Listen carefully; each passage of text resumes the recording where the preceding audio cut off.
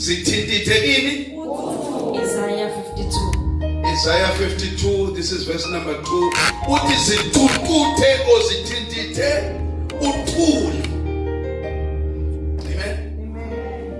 Sithintithe uthuli. Nehle kancane bafowethu, please. Sithintithe uthuli. Luphi uthuli kuwe?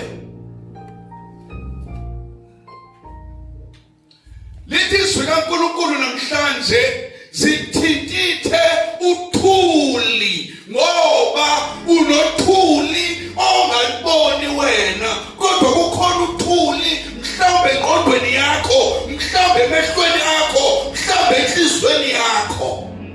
Zithintithe uthuli.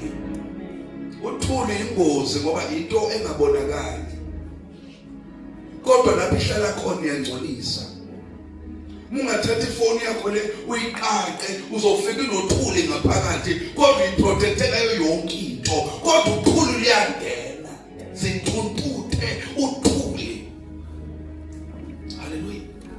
Abanye banothuli lentukuthelo, uthukuthele awunaki ukuthula enhlizweni